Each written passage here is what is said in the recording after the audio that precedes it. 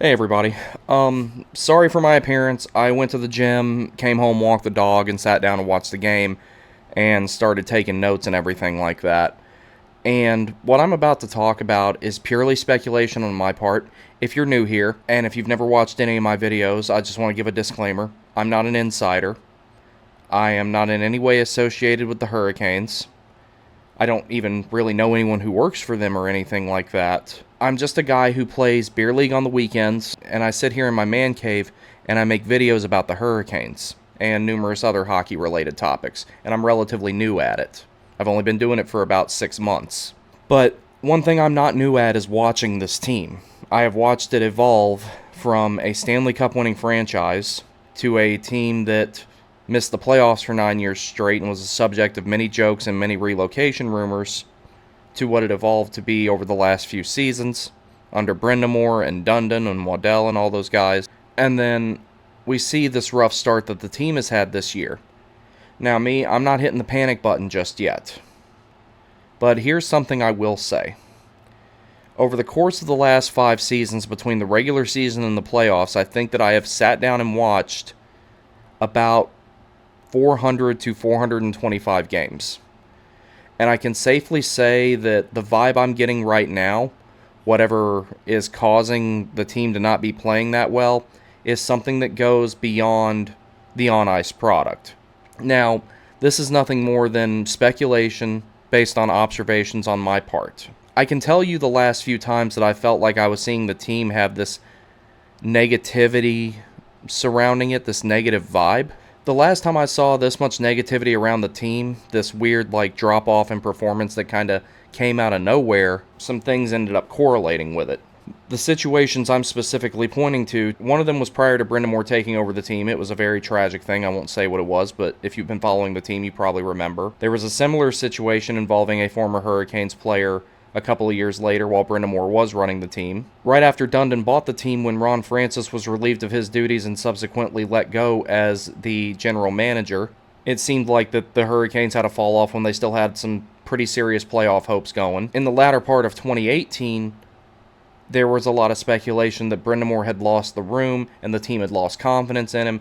That turned out to either be completely false or ultimately it never came to fruition. The team turned it around and everything ended up being fine.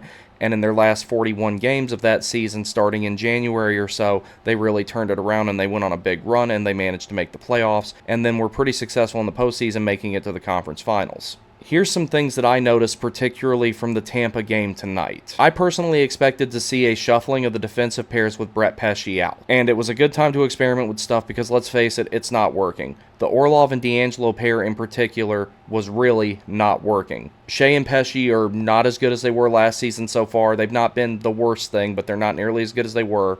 Slavin and Burns, they look a little off to me, but the top 4 doesn't seem like it's anything that's remotely irreparable. But during this game, I noticed the amount of line shuffling of the forwards Brind'Amour did tonight with the forwards was far beyond anything I have seen since Bill Peters was the coach of the team, and Bill Peters would shuffle the forward lines even if the Hurricanes were winning sometimes. His love of using the line blender actually cost the Hurricanes games at times that they were leading in. So how this team goes from being a team that has not been under 500 since 2018, a team that was almost impossible to score on, a team that won nearly every single game where it scored the first goal, a team that won nearly every single game that went into the lead third period, suddenly start having a season where they've had to chase every single game except the one in Los Angeles that they stole when Los Angeles pushed back and ultimately drove the Hurricanes to a 9-inning shootout before they finally won. I think that there is something else going on here far beyond on-ice products, far beyond whatever's going on in the locker room, far beyond any reservations that some people may have with how the lines are being deployed.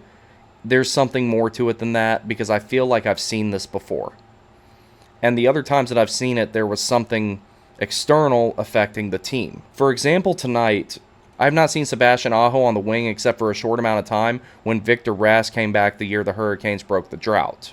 And even then, ultimately, Aho was placed and left at center ever since. Out of all the changes that could be made to the forward lines, flopping Aho and Martinook was out of the ordinary.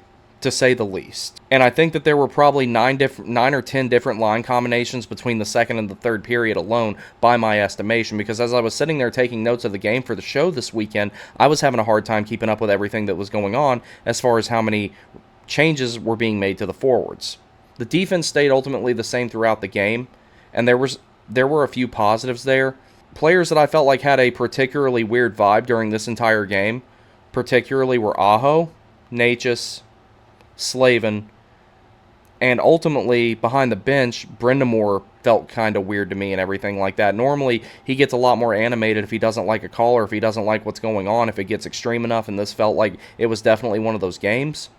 And he just looked kind of blank. Now, this may be because of the NHL telling the coaches to lay off of the officials. That may have something to do with it. But even then, he just seemed kind of disengaged. Aho is not someone who particularly cares for being interviewed, but even tonight, it was more awkward than normal in the post-game interview. Same thing with Brindamore in the post-game interview. Even though he's not someone who is in much of a mood to talk after a loss, it seemed like more so he couldn't wait for that interview to be over, and I think it has more to do with the fact that the team is, albeit only one game, under 500, and it's only 7 games into the season, but something just seemed off. Additionally to that, during the intermission interviews with the birthday boy Tony D'Angelo and then the one in the second period with Steph Nason, both of them seemed like their mind was pretty much anywhere but the game. And I think both of them played alright. Even Tripp and Mike sounded a little flat to me. Hannah seemed about normal, but Mike and Tripp didn't seem super enthusiastic in a lot of situations where they're normally very enthusiastic, like in the first period when or it might have been in the second period. But there was one point where Jesper Fast almost got a breakaway, and all you really heard Tripp say was, "Oh, look, here we go," or something to that degree. It wasn't normal. So, like I said, while I have nothing to confirm what I'm thinking, and this may just be frustration from how the season has gone so far, it seems to me that there is an external factor right now affecting the Hurricanes, affecting the coaching staff, affecting the players, everybody. Now, this all may end up being irrelevant. They might come home and they might absolutely kick ass on Thursday and Friday night and put whatever speculation that I'm having right now totally to bed. But I can safely say, even through that long period of time last season where they literally couldn't score a goal, I think it was like 7 full periods or something like that where they didn't score a goal since a power play goal that Andrei Svechnikov had against the Flyers in the first period the last time that they played them. It is just my personal hunch, just my personal observations, that something is not right. Now, I don't know what that is. And I would not be surprised if tomorrow or before the game on Thursday or sometime later this week, there's some sort of really negative news around the team coming out. I don't know what that is. I don't want to speculate about what it is, but it feels like that there is something seriously affecting the mindset of everybody on the team. Because as stoic as guys like Aho, Natchez, Slavin, and to a great degree most of the time Brindamore can be, not in a way of competitive stoicness where they were focused heavily on the game, but more of like they were disengaged and their mind was elsewhere. So we'll see. That's just what I think. I could be wrong. I'm hoping I'm wrong. I'm hoping that they'll win on Thursday night and that they can put all this stuff to bed. But right now, I have more reason to believe, just on what I've observed, that there's an external factor affecting this team, and whatever it is, it's a pretty big deal.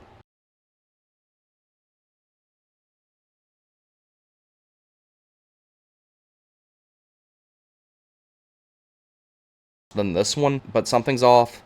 I have a feeling we're going to hear something that we don't like within the next couple of days. We'll see. Y'all take care. I'll see you next time.